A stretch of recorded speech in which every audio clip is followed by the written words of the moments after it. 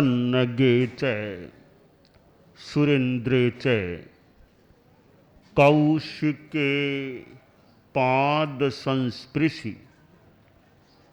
निर्विशेष मनस्काय श्री वीरस्वामिने नमः।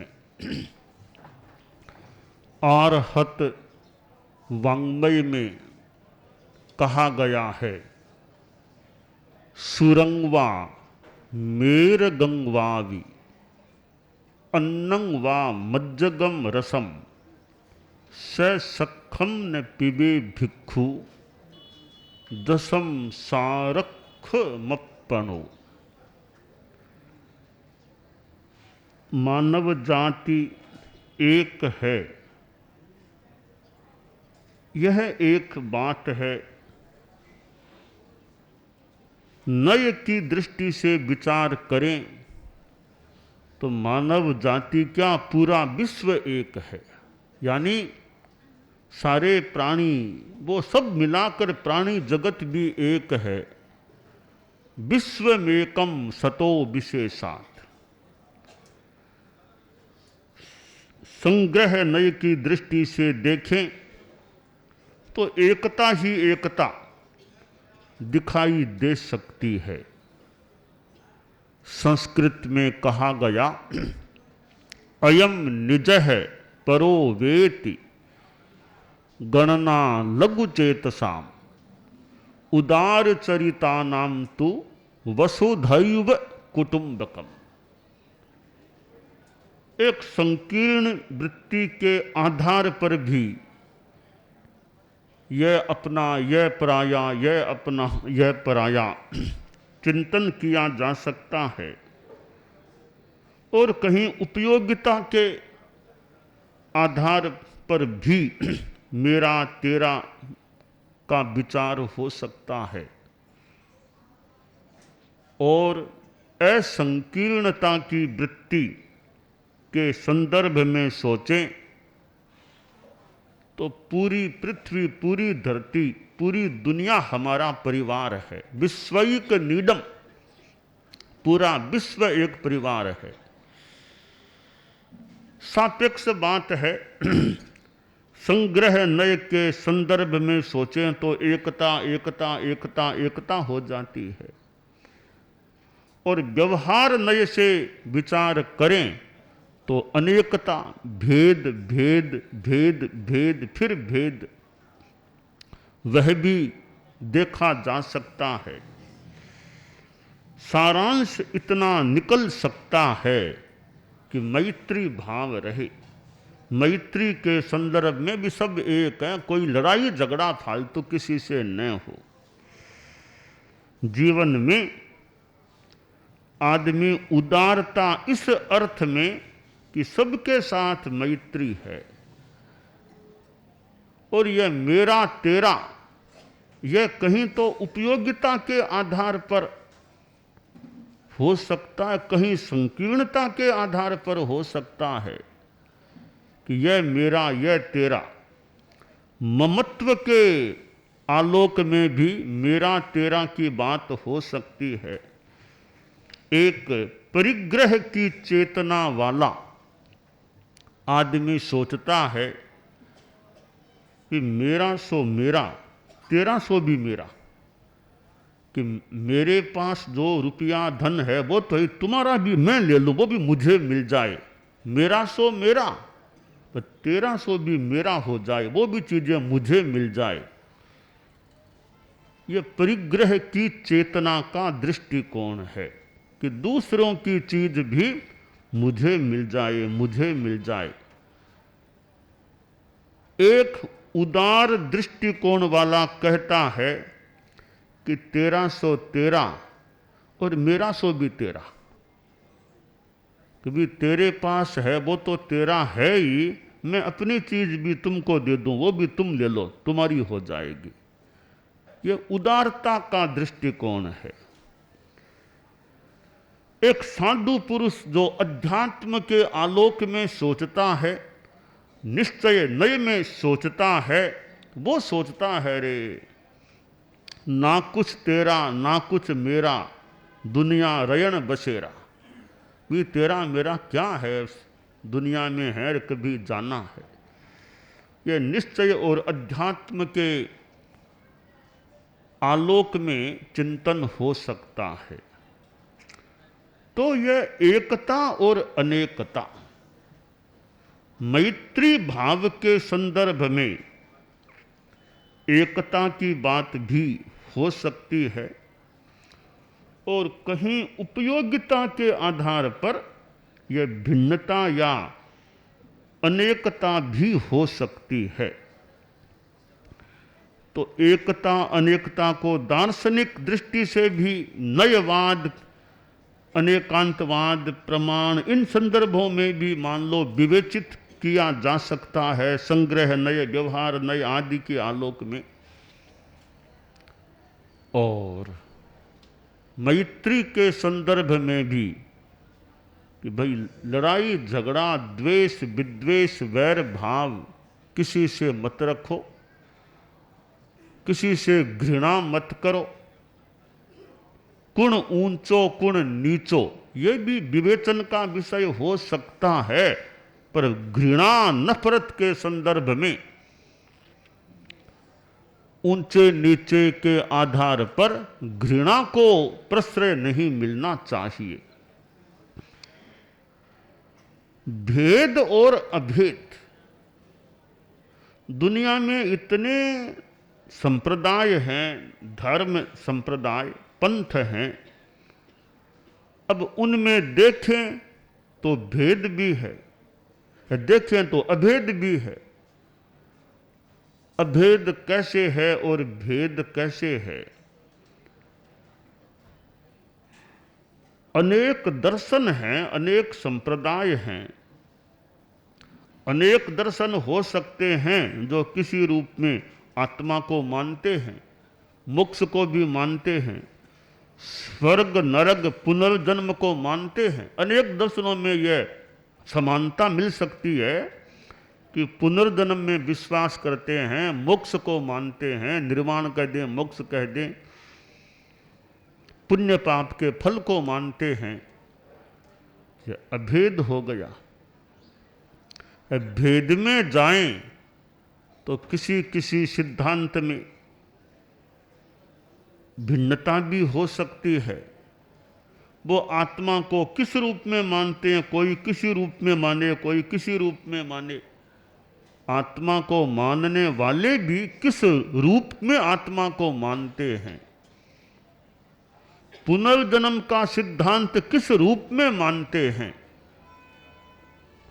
कोई कह दे पुनर्जन्म तो है, पर पुरुष तो मर करके पुरुष ही होगा, यह कोई अवधारणा। कोई कह दी पुरुष है और भी कुछ बन सकता है।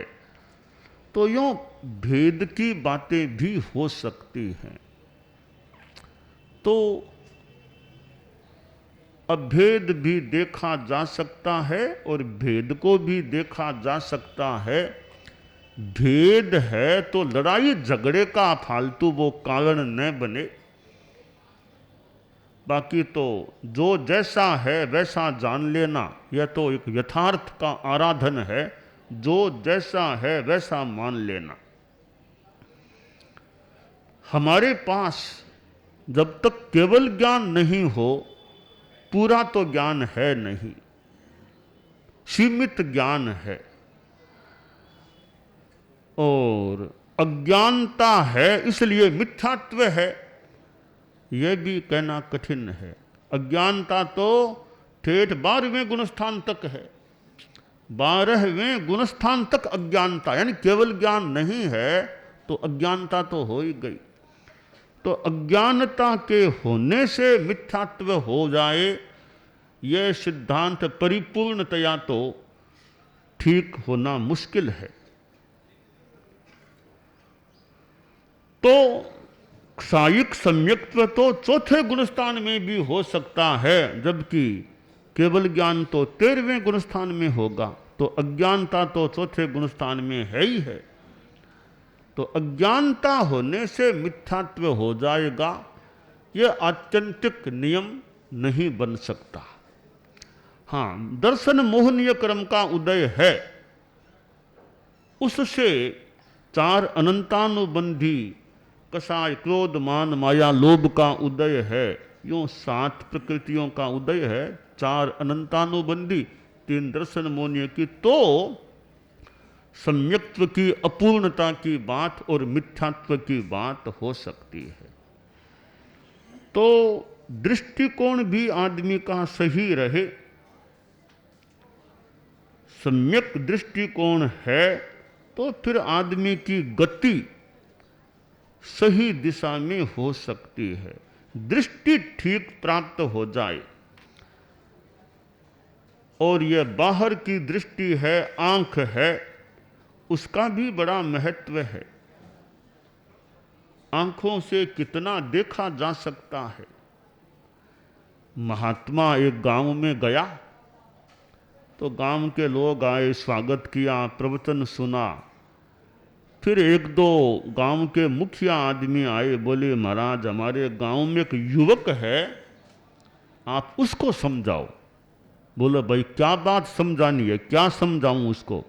कि वो सूर्य को नहीं मानता है, वो सूरज को नहीं मानता, आप उसको समझाओ सूरज होता है। तो महात्मा ने पूछा भाई वो सूरज को क्यों नहीं मानता, क्या बात? हाँ, वो जन्म से अंधा है, जन्मांध है, वो उसने कभी देखा नहीं सूरज को, तो वो सूर्य को नहीं मानता। तो महात्मा ने कहा भी उसको समझाने का प्रयास करना बेकार है, उसके मूल आंखें कोई ज्योति आ जाए तो फिर काम हो जाएगा। तो तुम मेरे पास लाओ उसको, मैं जानता हूँ कैसे रोशनी आ सकती है। तो महात्मा कोई जड़ी बूटी कुछ जानते थे, उस आंखों में कुछ कोई जड़ी बूटी का प्रयोग किया, उस जन्मांध की आंखें खुल गई, दृष्टि आ गई। अब उसको कहा देख आकाश में क्या है, इसका नाम है सूरज। अच्छा हाँ ये सूरज है, ये सूरज है। अब सूर्य को मान लिया। तो दृष्टि खोल दो, फिर कुछ काम अपने आप ही हो सकता है। दृष्टि नहीं खुलती है, एक आदमी को बात को अच्छी तरह समझा दो, समझ में आ जाएगी, फिर उसके जीवन का व्यवहार बदल सकता है। समझ में बात नहीं आती, दृष्टिकोण नहीं बदलता, ठीक नहीं होता, तो आदमी का आचरण व्यवहार भी कई बार ठीक नहीं होता है। तो दृष्टि संपन्न होना और किसी की दृष्टि खोल देना, किसी को दृष्टि प्रदान कर देना, यह भी बहुत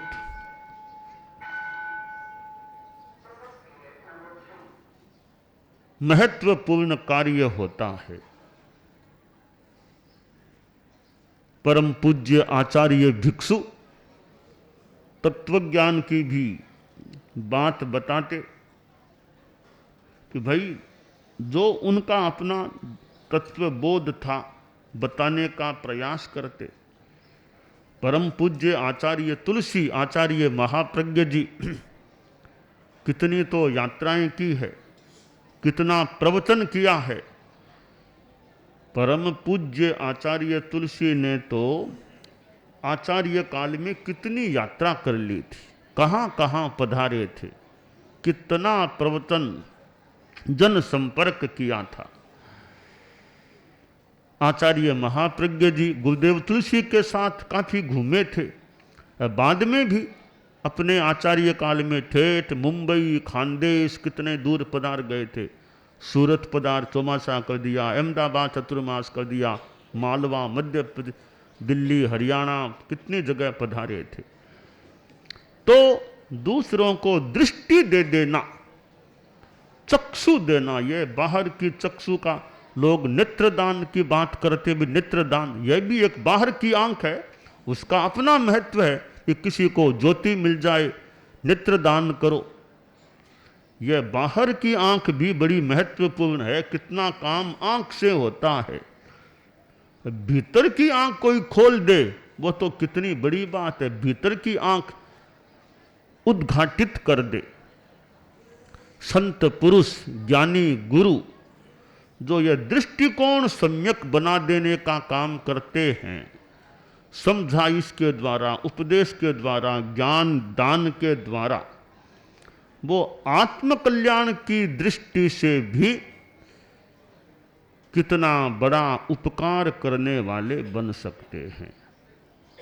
तीर्थंकर प्रवचन करते हैं कि भाई क्यों करते, उनको तो केवल ज्ञान हो गया, उनका तो मोक्ष होना अब निश्चित है, इस जीवन के बाद उनके तो मुक्ति निश्चित है।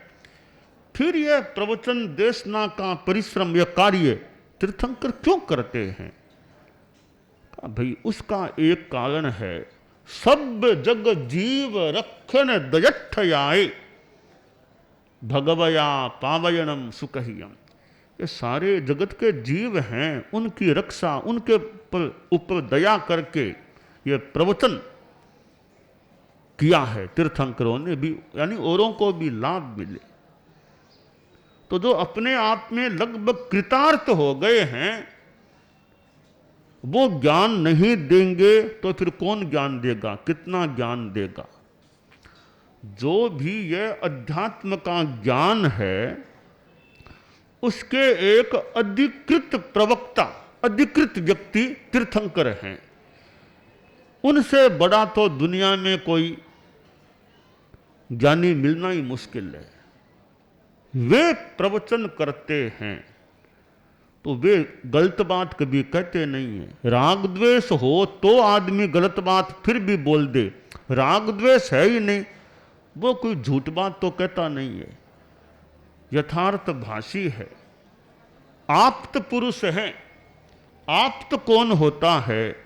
यथार्थ विद, यथार्थवादी चाप्त है, यथार्थ को जानने वाला और यथार्थ बोलने वाला, वो आप्त होता है। तो तीर्थंकर तो आप्त पुरुष हैं, लोकोत्तर आप्त पुरुष हैं, उनकी वाणी सही होती है। तो ये दूसरों को दृष्टि दे देना, यथार्थ क्या है वो स्पष्ट कर देना, एक प्रकार की उपकार की क्रिया होती है। एक आध्यात्मिक सेवा का कार्य हो सकता है। और फिर त्याग प्रत्याख्यान भी, गलत काम को छोड़ो, पाप को छोड़ो, नशा छोड़ो, वो छोड़ो, चोरी छोड़ो, झूठ छोड़ो, यह प्रत्याख्यान करा देना, यह भी एक सेवा का कार्य हो जाता है। शास्त्र में जो कहा गया सुरंगवा मेरगंगवा, ये लोग नशा भी करते हैं, कोई शराब पीते हैं, कोई गुटखा खाते हैं और कुछ करते हैं। तो नशा है वो आदमी के लिए हानिकारक हो सकता है।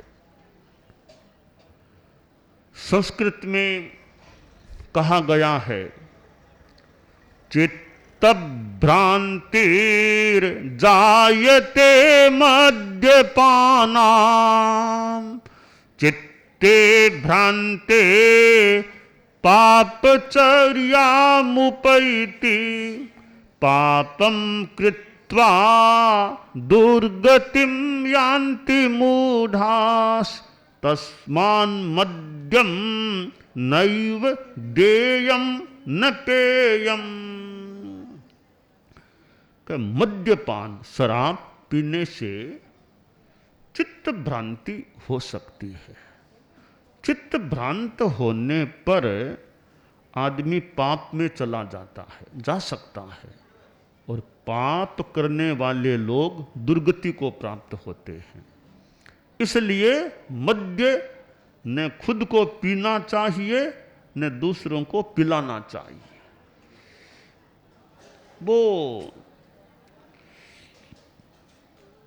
गांव में एक संत चले गए, गांव के काफी लोग आए, संतों ने, मुनि जी ने प्रवचन कर दिया बाबा ने, और फिर वो कुछ लोग खड़े हुए कि बाबा हमारे गांव की समस्या है। क्या समस्या? कि हम लोग, ये गांव के कई युवक हैं, वो सरकारी नौकरी करते हैं, मजदूरी करते हैं, यहाँ कोई खोदना करना बनाना वो मजदूरी करते हैं, सरकार की ओर से हमें काम दिया गया है। पर वेतन कम मिलता है हमको, इतने से हमारे परिवार का काम चलता नहीं है। तो आप तो बाबा बहुत नाम है, आपके पास मंत्री भी आते हैं, सरकार के लोग आते हैं, आप थोड़ा सा इशारा कर दो कि हमारा वेतन थोड़ा बढ़ा दे तो हमारी घर की सारी व्यवस्था ठीक चल सके। बाबा ने कहा भाई अब सरकार के मंत्री तो कब क्या मिलेंगे, मैं अभी तुम्हारा बढ़ा दूं। हाँ बाबा कृपा करो, आप कर दोगे सरकार मान लेगी। वाह। बाबा ने बात मकस, नशा तो नहीं करते, शराब सिगरेट का नशा तो बाबा करते हैं, त्याग कर दो। हाँ बाबा त्याग कर देंगे। तो शराब छोड़ दिया, बीड़ी सिगरेट छोड़ दिया।